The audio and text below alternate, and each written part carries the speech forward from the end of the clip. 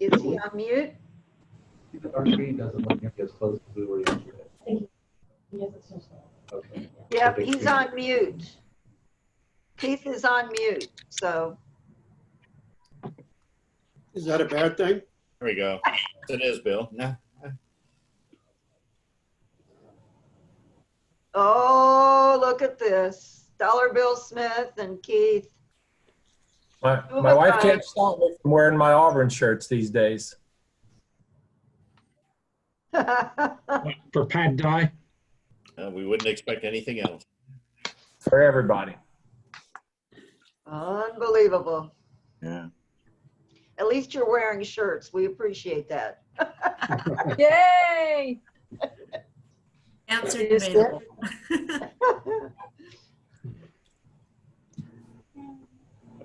All right, there's the bells, so it's 12 o'clock and we don't have anybody in the waiting room. Do we have our presenters? Oh, here we go. Yeah, our presenters are here. So if you could, what's the black screen there? There we go. Oh, so is it not, do you see it? Now I see the black screen went up in the corner. I don't know what happened. Okay. I don't know what's It's happening. just that. So basically whenever anybody gets into the waiting room, my computer's like, oh, that's private information. You can't see it on the share screen. Okay, But can you see it now?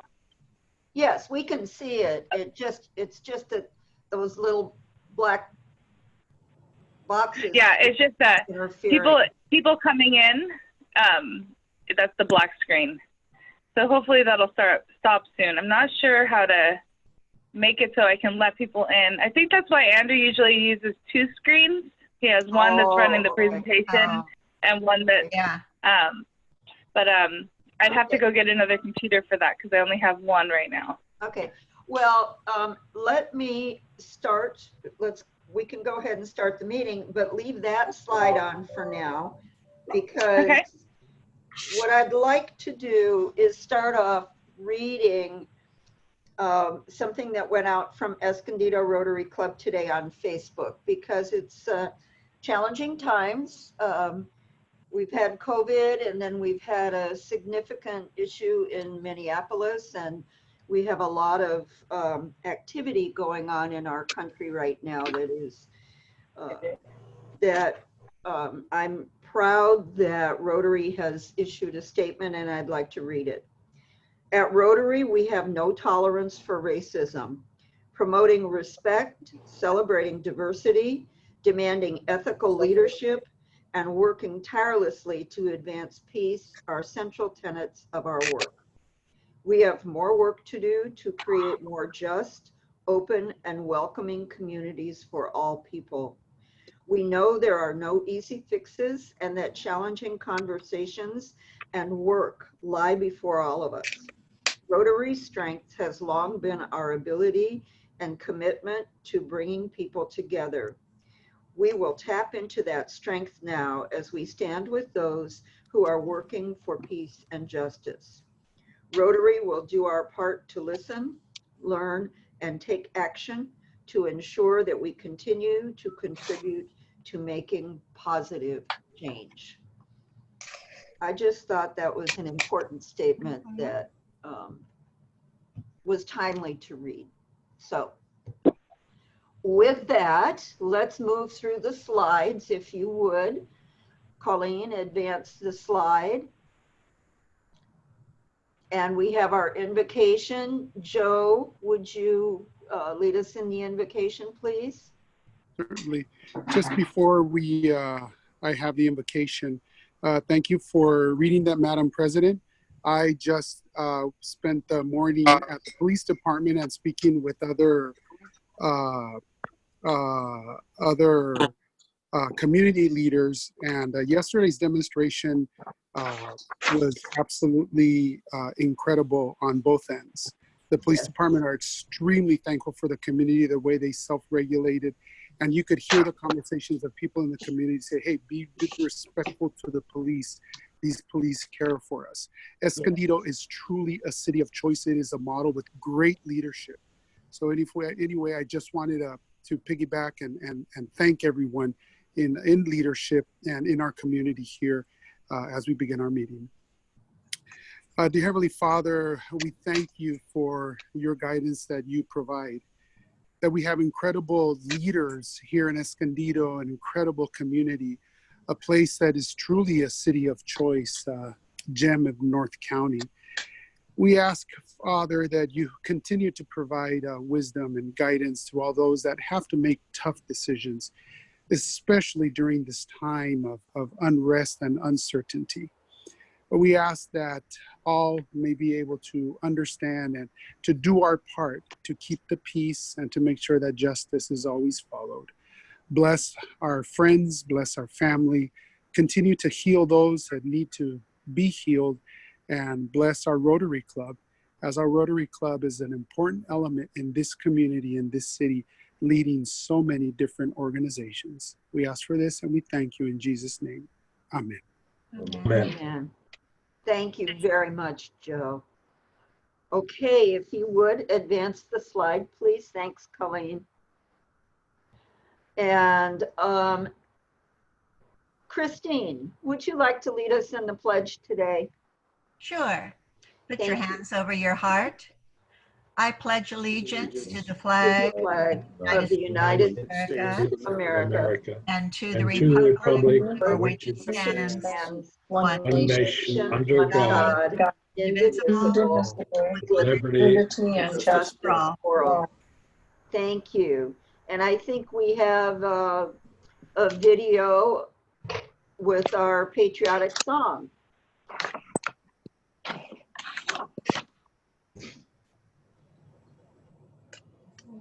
Oh, we have no volume.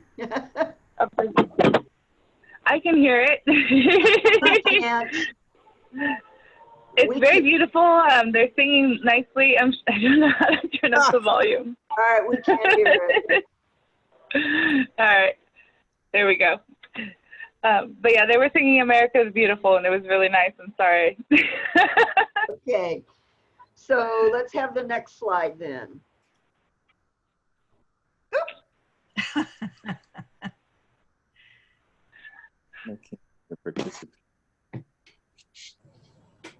Colleen is Do filling. you want to go back? All Do you see the right. dog jumping up and down? There we Okay. There So we go. just so people know, Colleen is filling in for Andy, who is under the weather today.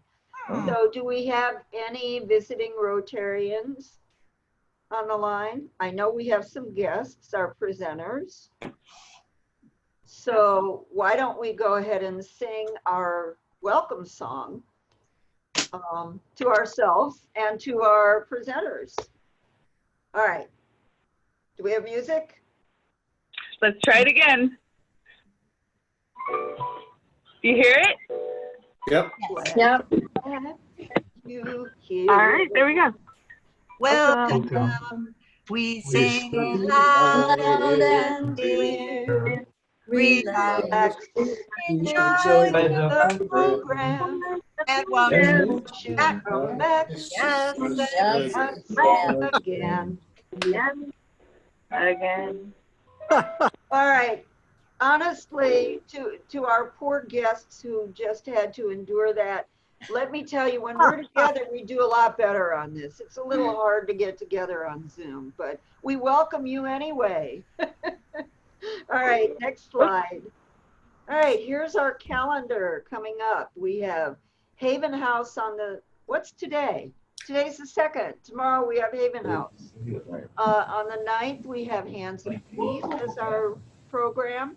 And also on June 9th is our board meeting. If there are any Red Badgers who need to attend a board meeting, you can let Andy know and we can let you into the board meeting.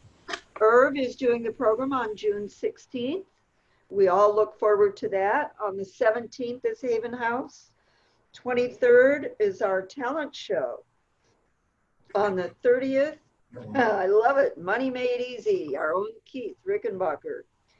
On July 1st is Haven House, and July 1st is when our beloved Andy takes the helm as president of Rotary, and yours truly gets to be PP. July July 7th, yes. Ta-da. July 7th, Escondido Education in COVID-19. The 14th is Robin Douglas, always interesting, Oceanside Museum of Art. And on the 14th, that will be Andy's first board meeting. So that's our calendar. Let's move on. So our one member moment is Andy. Keep him in your minds and thoughts and prayers. He is ill today, not COVID related, but not well enough to attend today. Are there any other member moments? What was the next slide? Oh, dues reminder. Okay, so yes, please know that it is that time again to tear dues, and we are charged as of July 1st for the payment deadline is really June 26th, but July 1st is when our official roster and payment goes to Rotary International in 5340. All right. So in the wild, now again, this is what Andy does. I'll do the best I can. If anybody wants to jump in, that's fine. I love this. I love this. I don't know if anybody else feels that way, but that I thought was delightful. Guys, I need your help. In the middle of an argument with my wife, she told me I'm right. What do I do next? All right. Next one. Relay for Life virtual walk will be on the 27th. And thank you, Rosa, for walking. You've got a team that you're walking with. This was from a 2-mile walk in Oceanside yesterday. Very nice, very nice. Thank you for doing that. Next. Bill, you want to speak to this? Dollar Bill Smith? I didn't know we'd make it to such an august group, but yeah. my daughter was doing laps in the pool, and she had a whole song she was singing up about how we were going to beat COVID-19 just like we beat polio. Apparently, she listens to stuff going on around her, so I need to be careful. Well, that's a good thing. Congratulations. Hey, thanks. All right, next. Oh, Christy, that's so cute. Happy birthday. Very nice. Is Christy on the line? I don't think. I haven't seen her. All right, now what's the significance of this besides our flags on our Rotary Mountain? It looks like a Memorial Day thing. Yeah, it does. But I'm not sure. Yeah. I took a wrong turn walking Kit Carson Park this morning.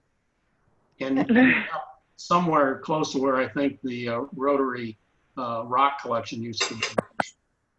Oh, That's it. I decided I needed a photo. there you go. Excellent, Rick. Pretty nice, pretty nice. That is the All right. location? You don't have to clock it. I'll clock it. Okay. And there you go. That's funny. There's a lot of these. All right. Oh my goodness. Yeah. Asking for a friend. Haha. I love this. So is anybody going to sing this, or are we all just kind of going to try and wing it? Like. Well, they're winging it clearly. So, okay, there we go. Oh, here we have actual songs. Yes, Vaughn North, is we Vaughn have here to a- sing? Vaughn, Yeah. are you here? He sent it to Andy. I remember this one. All right. Well, I'm here. oh, good. Can you lead us in the song? Well, so Andy didn't record it? I don't know. I don't know. Oh, there's a volume here. I see it. Okay. There it is.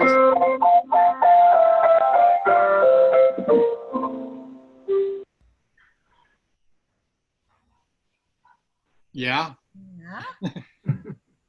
Hello. Why don't you just go ahead and lead us? Oh, All right. I will sing it slowly. And And you can follow the words. I guess he got the wrong one. It almost has to be a solo. Yeah. Yeah. Well, it was just going to be a sing along here. So, okay, here we go. So it's Camelot. Yeah. A law was made a distant moon ago here. July and August should not be too hot. But weather's not the only thing that shines here, as in Camelot. 1, 2, 3, 4, 1, 2, 3. The winter is Escondido. Our hills are green and lakes are everywhere. 3, 4, 5. The city will become a shining beacon, as in Camelot. Everybody there still? Yes. Camelot. We have it, Camelot. I know it sounds a bit bizarre. Da, da, da, da, da, da, da, da. This Camelot, our own Camelot. That's how conditions are. And this is the part for Jeff. With 30 years of work in Escondido, Jeff's a man to help the city grow. In short, it is his fate to make this city great. For happily ever after in our own Camelot. Yay. Now we'll go through another one. Very nice. Well, thank you. You got us through. Jeff, you are up. Bless your heart. Thank you. We appreciate you joining us. Okay, maybe a thumbs up. Sound check good here? Yes, Yeah. sound check is great. All right. Super. Well, this has been quite an experience. I think being on an online Rotary meeting is right up there with COVID and civil unrest. So welcome to the crowd, and you beat out the murder hornets. So Oh, good. So Jay Petrek, who's listed on this first screen, was supposed to be with me today. He obviously lengthened his hair. No, it's a little bit of a story. It does have a somewhat happy ending. Jay called me last night. He had a very high fever. And of course, I thought, oh no. But it turned out it was just a bout with diverticulitis. I think I said that right. And anyway, he was not able to be with us today. So luckily, he and I had talked a little bit, and I think he's given you the presentation that you're ready to upload. But I'm joined by Christina Holmes, who's the city's, are you still the Assistant Director of Finance? Still the Assistant Director of Finance. But our director is Joan Ryan, and she's going to retire at the end of June. And so Christina will take over and is probably our lead guru on financial matters affecting the city. We've got about a 13 or 14 minute presentation that Jay had gotten ready ahead of time, which has all the information, but I'll tell you ahead of time what it is. It's an attempt to raise $178 million. We thought that was a little too much for a GoFundMe page. And plus we're a government agency, so we have to follow certain rules if we want to raise city revenues. So what this is it's a little background on what we will present to the City Council on July the 15th. We will recommend that the council go to the voters and ask them to place a 1-cent sales tax measure on the ballot so that the citizens of Escondido can consider making that change to our sales tax structure. Escondido has one of the lowest sales tax rates in the county of San Diego. And over the years, we've developed a structural imbalance in our budget for a city of our size that we will not be able to continue not only providing our basic level of services, but all the extra things that we like to have in our community without doing something about our budget. As you well know, California has adopted a lot of propositions over the years that limit how much and how governments can raise money. Prop 13 is probably the best known, but then there's Prop 62. What's the other? Oh, Prop 218. I get all the numbers mixed up. I'm sorry. But those require voter approvals before the cities can raise taxes, which in all candor, none of us likes taxes, but it's the only way particularly a local government can function is taxes. We can charge fees, but even the laws over the years have limited us. We can charge no more than the actual expenditure for the fees. So it's not like cities can get into the money-making business or anything like that. So what I'd like to do is I'd like to have your team tee up the presentation, let you watch that, and then Christina and I would love to answer any questions you might have afterwards. Great. Okay, Colleen. All right, so I'm going to start this. Like the other video, I'm a little nervous that it won't. The sound might not come through, and if it doesn't, then we will make it work. So here we go, hitting play. Hello. Can you guys hear it? Yes. Not anymore. Not anymore. No. You and your families are well during this difficult time as we navigate the coronavirus shutdown to a phased reopening of our community. Like every organization, Escondido is subject to rules and regulations.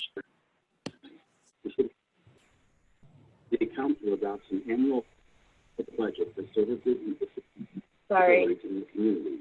As a full-service city, Escondido provides emergency 911 response, water and sewer, recreational amenities, streets, parks, trails, and other services. I can hear it. It requires a high commitment to maintenance. Escondido's drainage system, if laid end-to-end, would extend from City Hall to San Luis Obispo. Our lane miles of streets equal the distance from Escondido to Denver, Colorado. And the combined land area of Del Mar, Solana Beach, and Lemon Grove would fit entirely within Escondido's 6,000 acres of open space. Issues have arisen affecting Escondido's ability to budget for services provided to the community. Since 2008, we've grown by about 8,000 residents, and emergency calls for service have increased 25%. This year, Escondido celebrates 132 years of incorporation, and there's a growing need to refurbish, repair, and in many cases replace aging infrastructure to ensure public safety. Costs have increased to tackle homeless and transient challenges, eradicate graffiti, and respond to gangs and criminal activity. Last year, City Foods removed 39,000 graffiti tags in the community and cleared out almost 800 homeless encampments. That's enough debris to fill about 35 swimming pools. Over the past 12 years, labor and material costs for lumber, steel, asphalt, and concrete have increased 24%, which impact the budget for municipal construction and maintenance.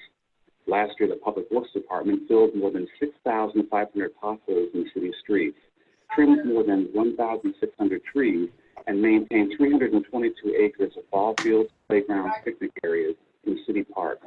That's more than 3 times the size of the San Diego Zoo. Also impacting the budget are state and federal regulations that don't include funding to achieve compliance.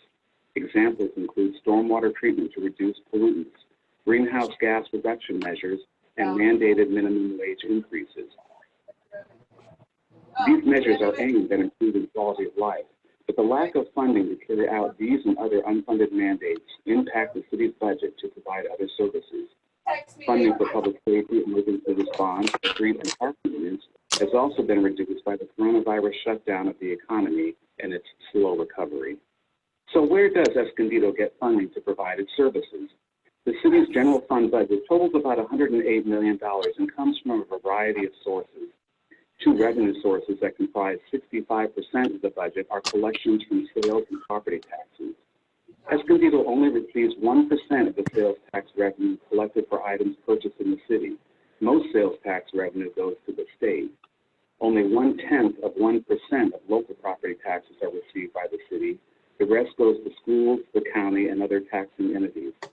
Other revenues include franchise and hotel taxes, fees, charges for services, permits, and grants.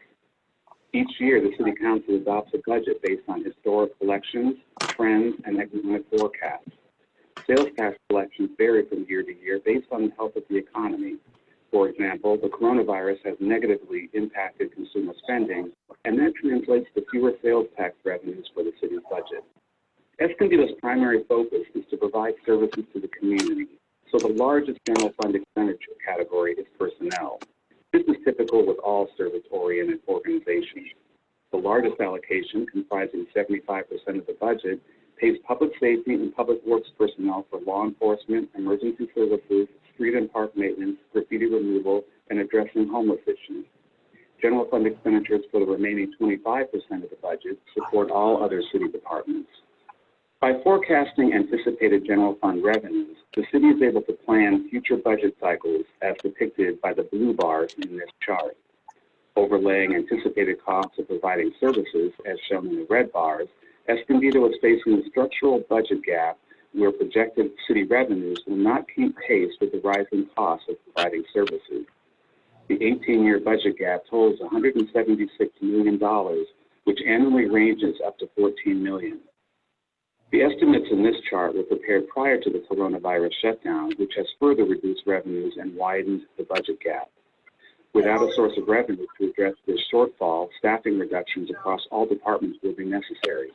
The city's ability to respond to emergencies, graffiti removal, and homeless issues will be impacted, and maintenance of streets, parks, and public places will be curtailed. The city has aggressively responded in a variety of ways to reduce the structural deficit. The CalPERS pension program is governed by state law and CalPERS rules that obligate the city for annual payments. Several years ago, Escondido enacted pension reform for new and existing employees that stabilized the city's long-term pension obligation by significantly increasing employee contributions. At the same time, employee health benefit contributions have been significantly increased, which has reduced city costs. Since 2008, while Escondido's population has grown by 8,000 new residents, the city has reduced its workforce by 126 full-time employees below pre-recession levels through efficiencies, attrition, and consolidation. Other measures include updating city fees for programs and services to better align with costs, and contracting with private entities to provide services that meet or exceed the city's standards in a more cost-effective manner. Escondido is also establishing the Facilities District, whereby the city would receive full cost recovery from property owners in newly constructed development for services they receive. This program would exempt property owners of existing development. Technology has also aided trimming costs. One program involves retrofitting over 6,000 city streetlights with LED bulbs. Over 1,000 streetlights have already been converted, and when complete, Escondido will annually save almost $700,000 in energy costs. LED bulbs also improve law enforcement by providing better color rendition during nighttime hours. Escondido aggressively seeks state and federal grants for projects that would otherwise be paid from the general fund. This year, the city was awarded $8.5 million for improvements and amenities along Escondido Creek Path. That said, all grant-funded projects are targeted for specific uses and cannot be used to solve the city's long-term structural deficit. Deferring maintenance on city facilities has been another cost control measure. For example, the industry standard calls for repaving streets every 7 years. By repaving streets over longer cycles, as well as extending roof replacement, playground equipment, ball field fencing, and vehicle purchases over more extended periods, the city is able to stretch its budget. That said, deferring over $7 million in maintenance and replacement costs every year comes with a risk, because facilities suffer more damage when maintenance is postponed, which can result in more costly repairs. Escondido has negotiated multi-year employee contracts with our police department, which reduces employee turnover and training and stabilizes long-term costs. As shown in the charts, Escondido's sworn officer per capita is well below the region and the nation, and Escondido's law enforcement per capita for police service is the second lowest in the region. Escondido employs 9 fewer sworn police officers than in 2008, while crime levels are as low as during the 1980s, demonstrating the effectiveness of our law enforcement abilities. Last year, the police department responded to 109,600 emergency 911 calls for service. That's more than 300 calls per day, which is a 10% increase over 2008 calls for service. Response times for officers arriving at the scene for 911 emergencies averaged 2 minutes and 33 seconds. Multi-year labor contracts have also been approved for the city's fire department, where costs and staffing per capita are lowest in the region. Last year, the city's fire and paramedic staff responded to almost 16,000 emergency 911 and calls for service, which is a 30% increase over 2008 responses. Overall, more than 80% of the fire department's calls for service involved medically related emergencies. Last year, response times for staff arriving at the scene averaged less than 5 minutes. Even after implementing significant cost control measures, next year, Escondido is facing the first of many annual budget gaps that will exceed $10 million. All departments are currently reviewing their allocations and will need to scale back or eliminate services in order to balance the budget. Because more than 75% of Escondido's budget is allocated to public safety and public works, cuts in these departments cannot be avoided. This includes gang intervention, homeless response, graffiti eradication, closing the fire station, street paving, park maintenance, and pool closures. In making these hard choices, the city will focus on services that have the least impact on the community, but no department will be unaffected. Beyond next year, future budget cycles will experience more and steeper deficits, necessitating further cuts to city services unless an additional revenue source is provided. Along with existing cost control measures, Escondido is considering placing a 1% sales tax revenue measure on the November 2020 ballot. Voters will have an opportunity to determine the level and quality of services provided in Escondido's future. If the measure is approved, every $100 of taxable goods would provide the city with an additional $1 to fund essential city services. All funds raised with this revenue measure would stay in Escondido. Nothing would go to Sacramento. Annual revenue from such a measure would generate approximately $25 million to ensure that essential city services are not interrupted and further enhanced to improve residents' quality of life. The current 7.75 sales tax rate in Escondido is the base rate for San Diego County. This includes a combined statewide tax of 7.25% and a San Diego County tax of 0.5% for the regional transportation system. Of the 7.75% sales tax collected on taxable purchases in the city, Escondido currently receives only 1% of this revenue. Jurisdictions can obtain voter approval at a general election for local sales tax measures, which requires support of 50% of voters plus one. As of spring 2020, nearly 45% of all California cities had approved a local sales tax measure increase, including almost half in San Diego County.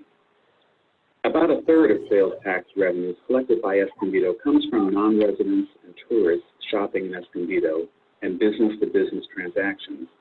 Revenues from the sales tax measure directly funding essential city programs such as emergency services, streets and park maintenance, and graffiti removal ensure that Escondido remains an attractive, clean, and safe place to patronize local establishments and operate a business. The sales tax measure will only apply to taxable goods. Items such as groceries, medications, prescriptions, personal services, certain medical devices, entertainment, admission tickets, and other necessities of life are exempt from sales tax. The city commissioned a scientific survey in November 2019 involving 1,084 randomly selected Escondido registered voters spread amongst all city council voting districts to gauge support for a 1% sales tax revenue measure. The survey found that residents expressed high favorability of Escondido's quality of life and high support of city services provided to the community. 65% of respondents expressed support for such a revenue measure in order to maintain and enhance vital city services, as well as quality of life improvements. You can review the entire voter opinion survey by following the link on this slide.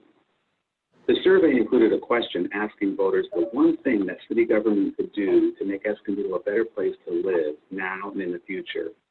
The question was open-ended, allowing residents to mention any aspect or attribute that came to mind without being prompted or restricted to any particular list of options.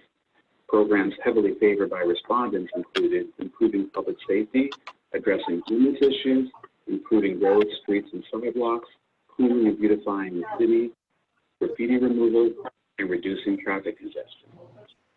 So how would the community be assured that funds raised would be used for their intended purpose? The ballot measure will require that these dollars be tracked, accounted, and reported separately. A Citizens Oversight Committee will be appointed by the City Council with expertise in accounting, finance, and engineering to review and comment on expenditures.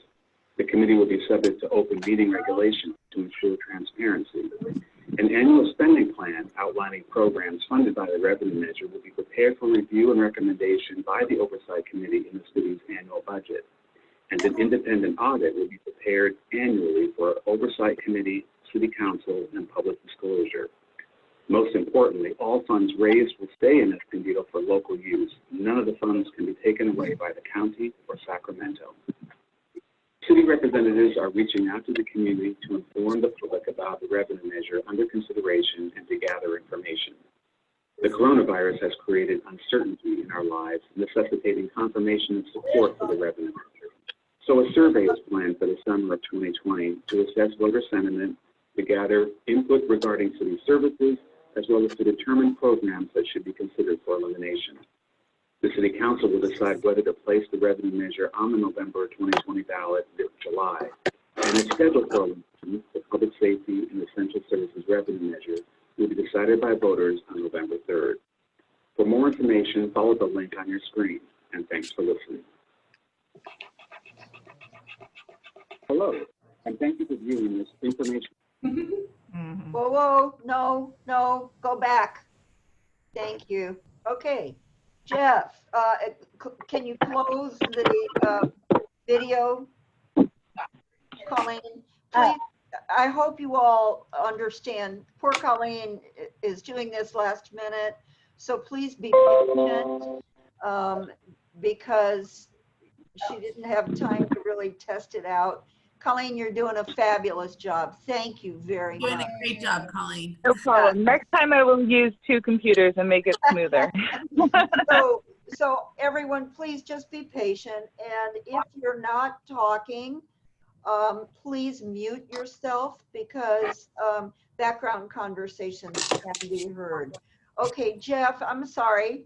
I appreciate your patience with us today. We're going through our meeting today.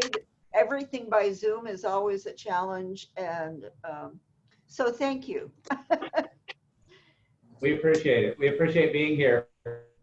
I don't know how you want to do questions or if you're in a position to do that. We did see one screen pop up with a question, and I was able to catch that, so I'll go ahead and answer that one. The question I saw pop up was whether or not the city gets any sales tax revenue from Amazon and the online sellers. The answer to that is yes.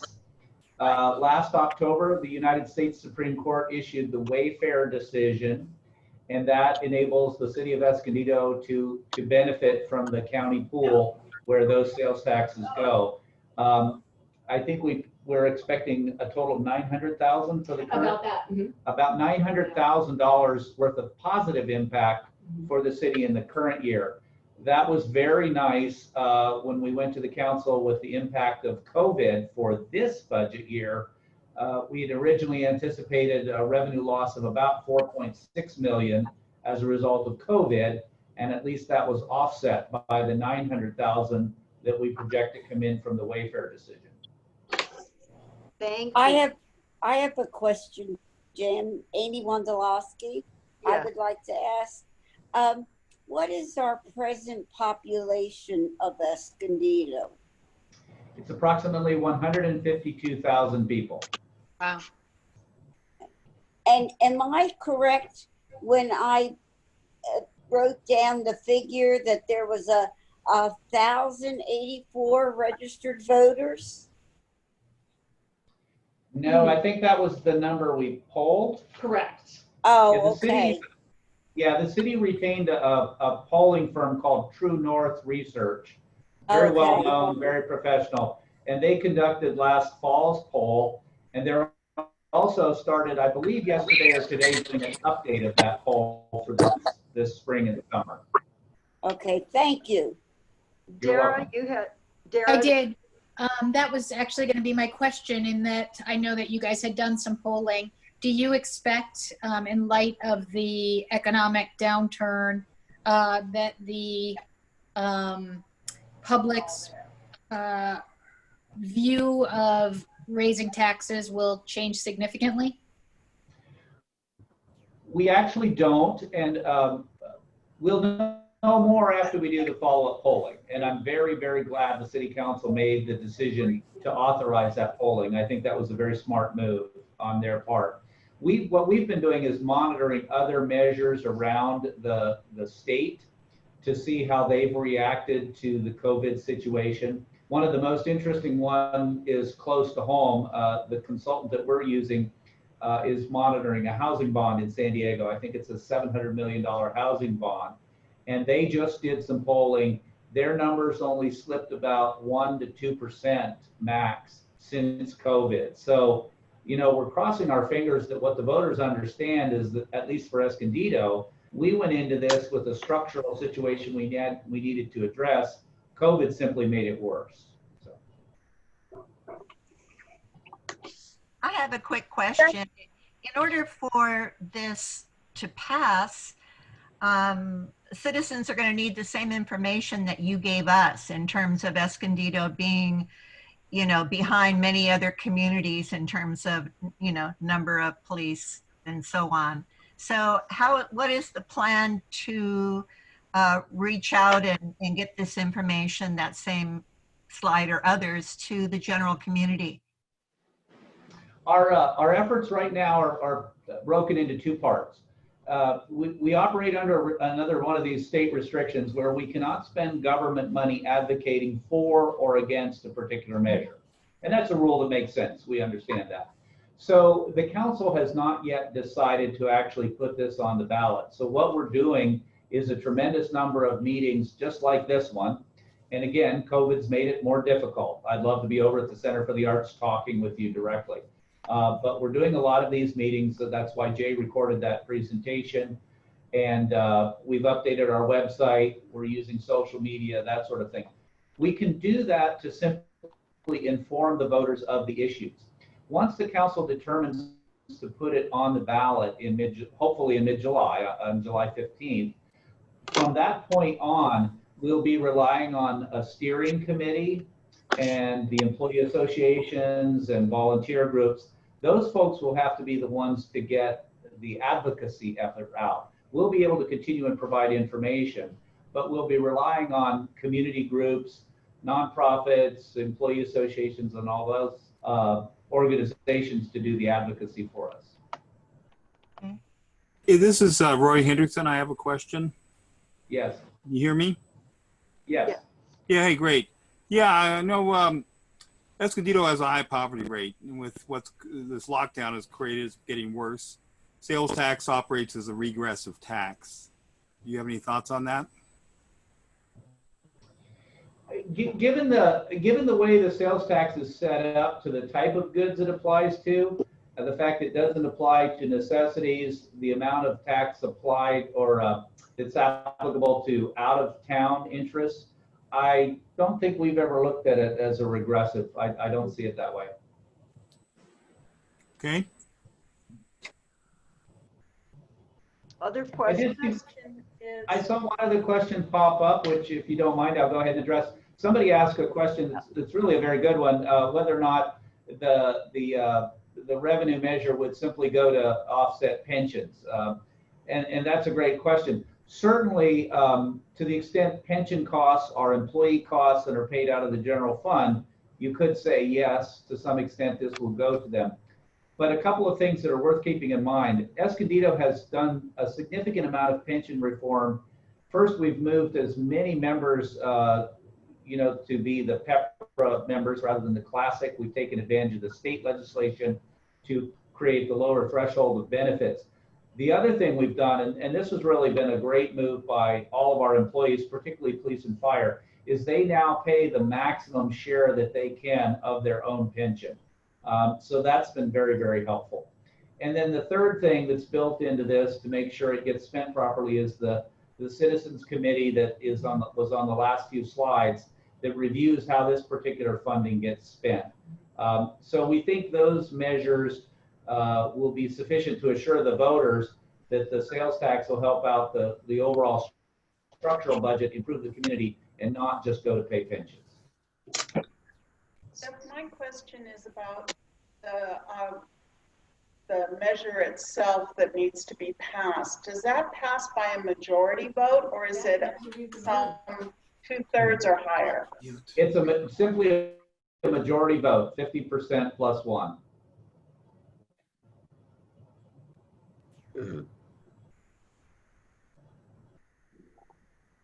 Any other questions? I have a question. This is Rick Greenstein. Is this meant to be a permanent tax, or is there a time frame? Well, some cities have considered a time frame. Oceanside adopted their measure and put a 7-year cap on it. The advice we got from them is that as soon as it passed, they wish they hadn't done the 7-year cap, because they're going to have to go back to the voters and do something.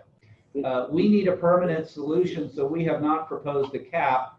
And we did ask the residents in the poll whether or not they had any difference between whether there was a cap or not, and whether or not it was a full cent or a half cent. And there was no difference in terms of the overall public response. So the 65% support we received in the poll assumed a 1 cent tax with no end date. Thank you. Any others? Larry had a question that he posted. Yeah, I posted it. I don't know if it's. Oh, there it is. Yeah. I was just curious. If I read your charts right, it looked like there's a 50% growth in expenditures over the next 10 years. And I was wondering how much of that's due to the pension fund increases. I don't know that we've broken that out by percentage because it's part of our budget. We've set up a separate section 115 trust to deal with the pension. And like I mentioned before, the employees pay the greatest share of their pension. But I don't know, Christine, do you have any idea on the percentage? I don't. We can calculate that and break it out. I can get that information for you. But I did interpret it right that there's a 50% increase in expenditures over the next 10 years? Yeah. In expenditures, yes, that's correct. Okay. Yeah. Wow. I can't overemphasize I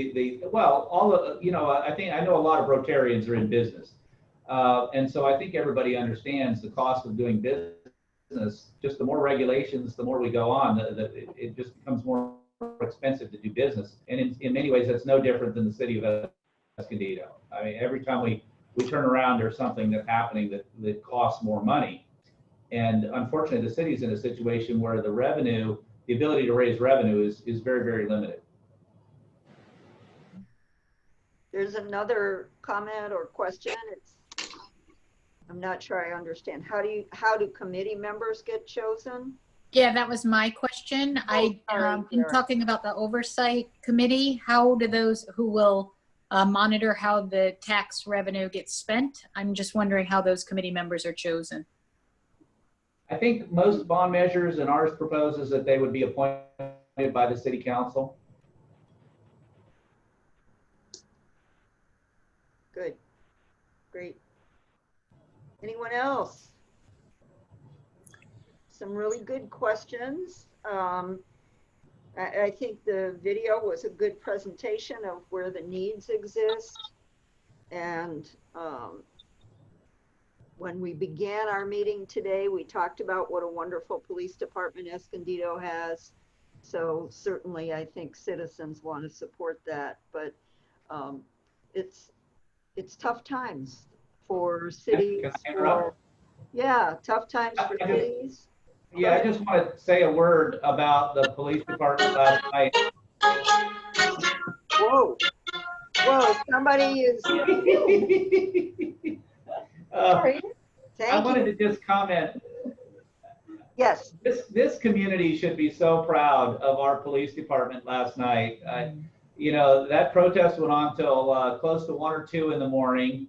There was a time or two when it did look like it might turn just a little bit violent, but they did such a good job of talking with the people that were doing the protesting, setting up the security measures. I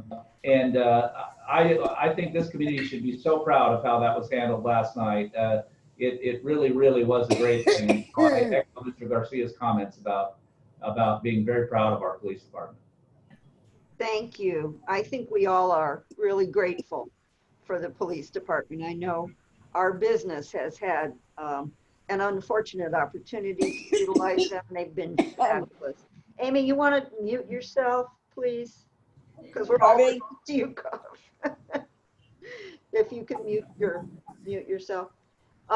So anyway, thank you so much for all you do for the city, Jeff. We really appreciate it, and your staff. I think, unless there are any other questions, does anybody else have questions?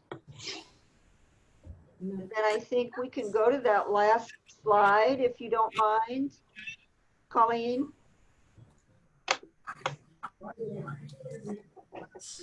There you go. So we'll end our meeting today with our thought for the week. Only those who have learned the power of sincere and selfless contribution experience life's deepest joy, true fulfillment. So with that in mind, I wish you all a wonderful week, and we will chat again next Tuesday. Have a great week. Thank you. Thank you, Colleen. Bye, everyone. Bye, everyone. Bye-bye. Bye-bye. See you guys. Rick. I want to look something up. Hasta luego. Okay. Rick.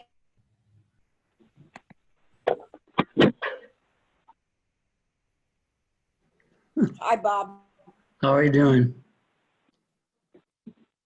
Pretty good. I haven't gotten any nice pictures of your cuisine lately. Oh, I haven't been concentrating on that. I'm concentrating more on what's happening around the world, or especially in Minneapolis, where part of my family lives. Oh, I know. Sunday I fixed a wonderful pork chops. I got them from Bishers, and I made it with a on sauce, and good Chardonnay, and it really got good. But I didn't take a picture of it. Oh, I should show you. I'm getting pretty good at cooking on the barbecue. Everything's turning out better than shoe leather. It's now getting edible. I've learned a few tricks. Well, it's really hot here, and we're trying to avoid any activity. Well, yeah, but you're killing off the core virus at 100 or at that temperature. It's a lot safer. That's right. That's right. I think it's unstable at 74. Yeah. So, did Rick Greenstein leave yet? I can't see him. It's pretty peaceful out where you live, isn't it? Yes, it is. It's just so serene. You don't have a big police force, I don't think, do you? Well, I think we have about 4 sheriffs.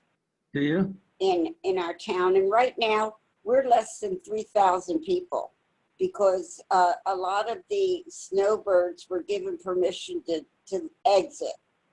Oh, okay. Just as of last week. So they're going home to cooler places. Yeah.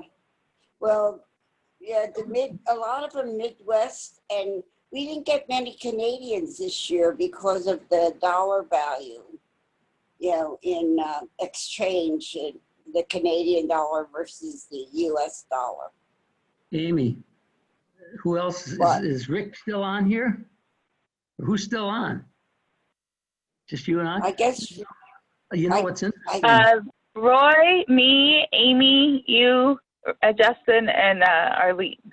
I didn't want to hit them in the conversation that they were giving, but when this collides with Becerra's revamping of trying to kill Prop 13 by changing the verbiage to put it on the ballot in the fall to try to dump Prop 13, when people's property, if that goes, people's property taxes are going to go through the ceiling and they'll be leaving California. I truly believe that. And then the other thing was, I'm concerned about the loss of sales at the auto park, which is a big revenue center for Escondido, and also the emptying out of the mall by all the bankruptcies. Oh. You know, Bob, had any riots or have they been peaceful? We've had promising riots occur in Palm Springs, Coachella Valley, and the well, I avoid little town. We've gone from the era from civil disobedience to civil destruction. So I think I told my kids there's going to be remaking young people and young families when they see this happen. You know what? They're not going to go and start their lives in metro areas anymore. They're going to go suburban. They're going to go away from the crowd. I don't think they're going to put up with having to live that kind of life. The other day I went over to the store in Escondido to Harbor Freight. At 3:45 in the afternoon, I was told we had to get our purchases and get out. I was looking for gloves. But I said, why is it everybody has to race to the register? They said, because we're closed at 4 o'clock. I said, why? He said, because we're having a curfew in Escondido. Well, if you have a curfew in the old days, it means everybody's off the street at 7 o'clock. It doesn't matter if you're protesting or not. The curfew means nothing. In New York, they had the thing at a curfew at 11 o'clock, and look what they did to Macy's and everything else. In Escondido, they're just fortunate that the people live here have a sense of civility, that they didn't destroy this town too, but it's not much like Long Beach. I don't know if you've seen what happened to Long Beach. Wait till you have to see what our taxes are going to go up to pay, and our insurance rates are going to go through the ceiling to pay for all the destruction. I know. You know, the police are going to get to the point are going to look nice in their uniforms. You know, I'm afraid to act out. If only have unity and not disparity. And we're pretty safe here, but you know, it's really frightening. And I agree with you. The city life is no longer going to be best life. It's going to be going into the countries and urban places. It's going to be safe. So, Bob, then we can get a commune going. Well, I'm wondering, like, when we have these large conventions in these metro areas, you know, it's been bad enough when we go and we have to be pickpocketed when we go, or like in San Francisco, everybody went, actually, we did, in fact, my wife, right in the orthodontic convention, they had plants, and they were robbing the wives' purses at the women's program. And when my wife reached in to get our airplane tickets to come home, everything in her purse was empty. They have people. Oh my goodness. A lot of the conventions have already decided they're not going back. Some pulled out on McCormick in Chicago. That's a huge revenue thing. We're not going to have things like we used to, Bob. It's going to be very subdued, and everything's going to be cautious, because the minute an insurrection occurs, there's going to be riots and destruction. But, well, and nothing in the San Diego Union, and nothing that I see, not one person calls for calm or for this, or saying to the protesters, telling the other protesters, you know what, we better calm it down. We don't want this. There's no one saying, stop this destruction, except those of us that sit at home and watch everything burn and be looted. It's sad that the mindset now is to destroy, ruin everything that people have spent their lifetime making. And it's you know, how do you change that type of mindset? I don't know. They're emasculating the police, I'll tell you that. That's right. They're making it, this whole thing, trying to protect the property. These people, even in the front page of the Union today, it's like the police, you know, the police are the problem. I'm sorry, they're not the total problem.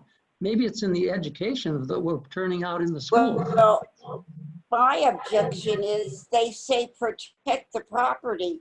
How about protecting the people?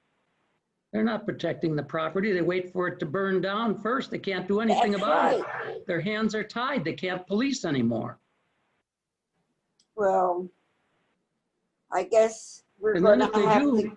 well, when they get in jail, they're letting them out. What good? And then if I used to go to Nordstrom's, I asked her, where is all of your polo stuff in the front? They said, it's been moved out. We put it in another part of the store at over at Macy's, because the people can walk off with up to $900 worth of stuff without anything happening to them. So what's different between that and looting? It's just at a different level. Well, I don't know. I bet, Bob, the best thing is to storm the heaven with prayers. I've been doing that. My cousin, and it's bringing us back to the realization that that we have to redirect our thoughts to for me, to God, and put trust in Him, and pray that He softens the hearts of those that have want to destroy and do all kinds of hatred moments. Amy, it's amazing that Everyone needs this destruction happened on anger. They need anger management, Bob. Yes, they do. But you know what? I was telling my brother, I said, isn't it amazing? All of this destruction in Minneapolis took place on Pentecost Sunday, Saturday, Holy Saturday of Pentecost. I said, the fruits of the spirits and the gifts of the Spirit. People need to maybe concentrate on that and forgiveness and try to get over this and create a better life for everybody than to try to make it miserable for everyone. It's really disappointing. My cousin in Minneapolis, she said she lives right across the river from where all the destruction was and where she shops is all that was all burned out. She said, what was amazing, she said she started crying. They burned down the library. They burned down the American Indian Cultural Center, which reaches out to people of every ethnic and everything. It's just amazing. She said they burned that down. They burned out the Somali Institute. They burned it out. Hello. Yeah. Sorry, I don't mean to interrupt, and I'm glad that you guys are looking to a message of love, because I really feel like that's a very positive thing to try and encourage to stop the hate and destruction, because if Jesus taught us anything, it was to love one another, and that would help us all very much right now. But I have to stop the meeting because my daughter is waiting for attention. So I'm going to wrap it up, okay? Yes. Thanks, Colleen. All right, bye, guys. Great job with the meeting. You did a great job. No problem. Bye. Okay. I did my best. Thanks. Bye-bye. Bye. I'll send you a